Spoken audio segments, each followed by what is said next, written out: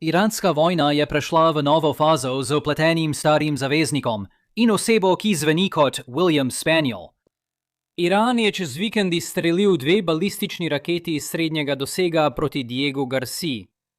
Ni presenetljivo, da je Iran napadel bazo med vojno.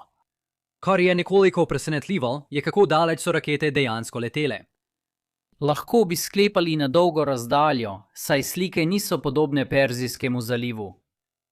A kar je zagotovo presenetljivo, je, da je Diego Garcia britanska baza in da je Združeno kraljestvo doslej oklevalo prevzeti večjo vlogo v vojni.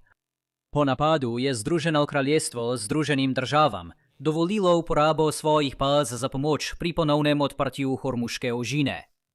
To je razvoj, ki presega meje zalivske regije ali Indijskega oceana in njegov vpliv bi lahko sčasoma dosegel tudi kraje, kot je Bruselj. V tem videu bomo podrobno pojasnili, kaj se je zgodilo z iranskim napadom na Diego Garcijo. Kako balistične rakete pomenijo novost za Iran, kakšen je bil odziv Združenega kraljestva in kako to vpliva na širši kontekst vojne ter evropsko varnost. Najprej osnovno ozadje in kaj se je zgodilo. Govorimo o lokaciji Diego Garcia. Ime je dobil po španskem raziskovalcu, ne po mojih sorodnikih. To je britanska baza, ki jo ZDA delno najemajo. Edinstvena je, ker leži sredi ničesar v Indijskem oceanu. To je presenetljiva prednost, saj bombniki dolgega dosega lahko dosežejo oddaljene cilje, obenem pa ostanejo izven dosega nasprotnikov. Združene države so ga uporabile v zalivski vojni leta 1991 in iraški vojni leta 2003 in pri invaziji na Afganistan 2001. To je tudi osupljivo lep otok, kot boste videli v tem neskončnem vrtenju slik z njega. Vsekakor moram pojasniti prejšnji stavek, bil je izven dosega nasprotnikov ZDA do konca tedna. Iran je iz južnega dela države proti Diego Garciji izstrelil 2 balistični raketi srednjega dosega. Ena je med letom odpovedala. ZDA so morda drugo sestrelile s prestreznikom SM-3. Morda je iranska raketa zgrešila, kar bomo kasneje obravnavali v videu. Tukaj so pomembni le uporaba raket in država tarča. Zaradi transparentnosti naj povem, da je Iran zanikal, da bi izstrelil rakete v tisto smer.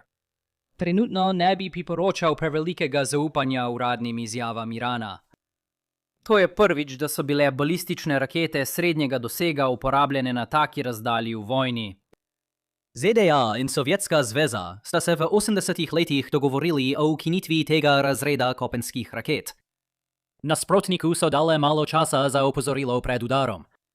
Obe strani sta bili zaskrbljeni, da bi v primeru obstoja te vrste raket druga stran lahko menila, da je prihajajoča raketa lahko opremljena z jedrsko konico. Ciljna stran bi lahko napačno sklepala, da so njene jedrske rakete v položaju, uporabi ali izgubi, kar bi lahko sprožilo jedrski napad. 20 minut kasneje sledi popolna jedrska apokalipsa. Velesile so težavo rešile z odstranitvijo balističnih raket srednjega dosega. Posledično so Združene države Amerike do nedavnega svoj arzenal v tem razredu omejevale le na mornariške sisteme. Ko je Washington želel izvesti napad, se je ladja najprej približala cilju in nato izstrelila Tomahawk. Iranska poteza je tukaj edinstvena, čeprav sta kitajski vzpon in rusko goljufanje povzročila razveljavitev pogodbe. Morda jih bomo kmalu pogosteje videli.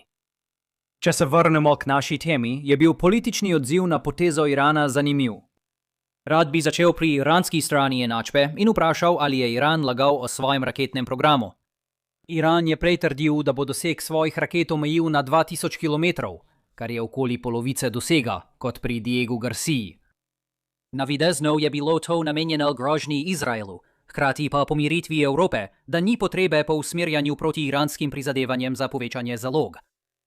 Ta omejitev ni bila pogodbeno zavezujoča. Šlo je za očitno pragmatično politiko Teherana. Vse se je spremenilo, ko je Izrael napadel junija 2025 ZDA, pa so napadle iranske jedrske lokacije. Ajatollah je na to odpravil samo omejitev. K tej argumentaciji moram dodati nekaj pomembnih opozoril. Iran ni nenadoma pridobil večjega dosega raket. Trditev, da sta vojni povzročili podaljšanje dosega, je pretirana. V manjšem obsegu je doseg raket odvisen od njihovega tovora. Raketo z dosegom 2000 km in bojno glavo 1000 kg bi brez glave dosegla 2800 km, saj 1000 kg zmanjša doseg za 800 km. Vi določite kompromis med škodo in razdaljo. V večjem obsegu je Iran leta 2004 ustanovil vesoljsko agencijo. 5 let kasneje je imel Iran svoj prvi satelit v orbiti. Vsi vesoljski programi so pravzaprav programi medcelinskih balističnih raket z dodatnimi koraki. Zato je NASA na vrhuncu hladne vojne porabila več kot 4% zveznega proračuna.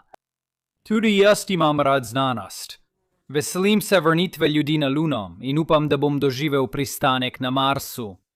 Toda nor proračun NASA je bil pozitivna zunanja posledica vojaškega tekmovanja.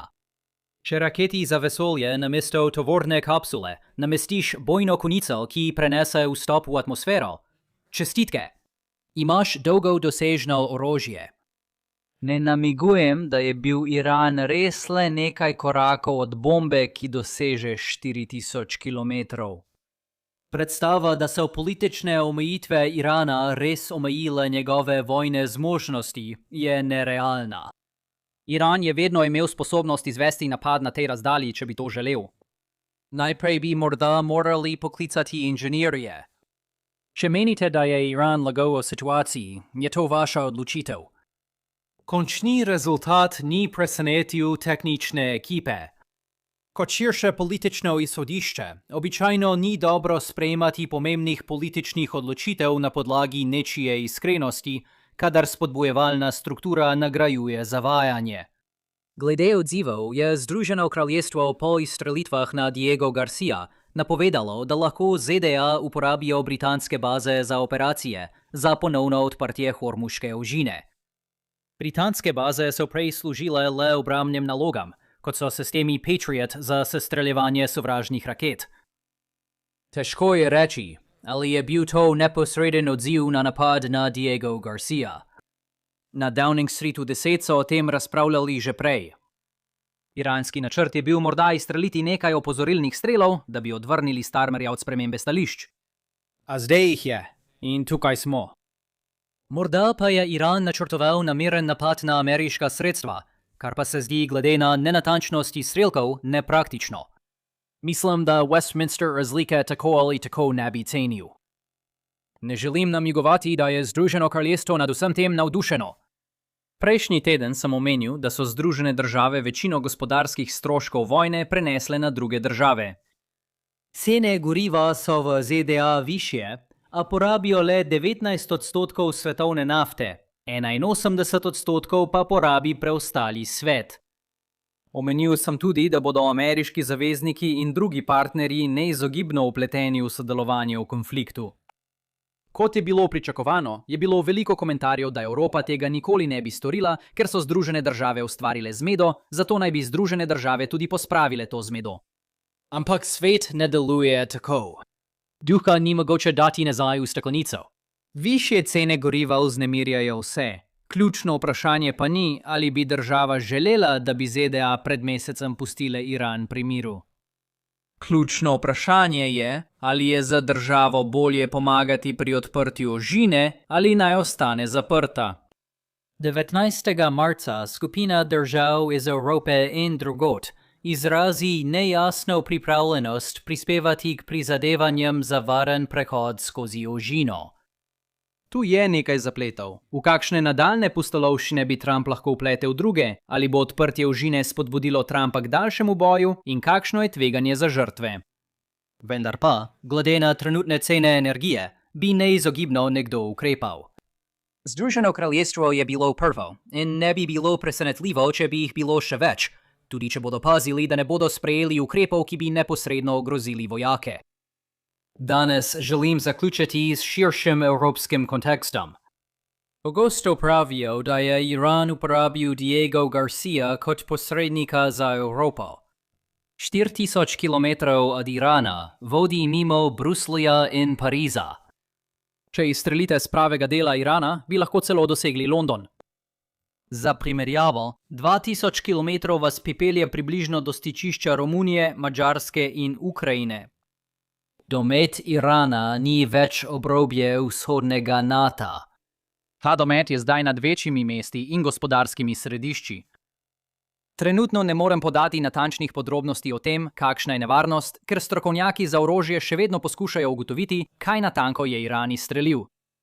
Izstrelitev je bila očitno nenatančna in brez velike bojne glave. Da zaključim to ponavljajočo se točko o natančnosti, je zelo težko zadeti natančne cilje z take razdalje. Razumete, zakaj je privlačna namestitev jedrskega orožja na eno od teh? Natančnost ni visoka prioriteta pri eksploziji na ravni megatone. Zaradi tega dvomim, da bo izstrelitev na Diego Garcia vzbudila strah v evropskih prestolnicah, kot je morda želel Teheran. Če bi Iran napadel Evropo, bi njihova raketa verjetno pristala na praznem polju. Polomija z Diego Garcia dodatno zapleta vsak pogovor o sodelovanju Evrope pri omejenem načrtu zaščite ožine. Še vedno opažam temeljne nesporazume o vlogi NATO, k čemur je morda prispevala tudi Trumpova izjava. Na osnovni ravni je odgovor nobena. To je NATO, ne MENO. Mnoge države Severnega Atlantika pravijo, da zdaj nočejo iti na Bližnji vzhod, kar je njihova pravica. Vsaka članica NATO sama odloča, ali bo prispevala ali ne. Severnoatlantski svet je zadolžen le za upravljanje skupnih odločitev, ne pa za odvzemanje suverenih odločitev zaveznikom. Kot že omenjeno, je trenutno malo verjetno, da bi katera od teh držav sodelovala s streljanjem. Spremljanje? Demonstracija sile? Morda. Zapleti lahko nastanejo, če Iran izstreli rakete proti Severnemu Atlantiku. To pa zato, ker bi bil takšen incident napad na zavezniško državo, kar bi lahko sprožilo situacijo po 5. členu. Naj vas spomnim, da to še ne pomeni, da se bo 31 držav kmalu obrnilo proti Perzijskemu zalivu. Besedilo pogodbe določa, da naj zaveznik pomaga napadeni državi z ukrepi, ki jih sam oceni kot potrebne za obnovitev varnosti na območju Severnega Atlantika. To bi lahko bil, na primer, omejen napad na izstrelišče spornih raket. Hitro noter, hitro ven. To izpolnjuje vzajemno pričakovanje pomoči, na katerem temelji NATO, obenem pa skuša omejiti učinek vpletenosti. Namen 5. člena je predvsem odvračanje napada, kar zaveznikom posredno omogoča več svobode pri ukrepih zunaj NATO. Ni zagotovila, da bo Iran to priložnost izpustil. Iran je že postal nevaren, ko je raketiral Turčijo in povzročil incident z dronom na Cipru. Diego Garcia je zadnji zaplet v burni vojni, ki napoveduje še večje prihodnje pretrese. Če želite izvedeti več o tem, kaj se dogaja na Bližnjem vzhodu, si oglejte moj seznam predvajanja na to temo. Poln zabave. No, morda ne zabave. Morda je bolj poln nezabavnih, a nepotrebnih, ne, zelo potrebnih informacij. Bodite prizanesljivi. To je že 24. dan videoposnetkov zapored. In če ste uživali v današnjem videu, prosim, všečkajte, delite in se naročite. In se vidimo naslednjič. Pazite nase.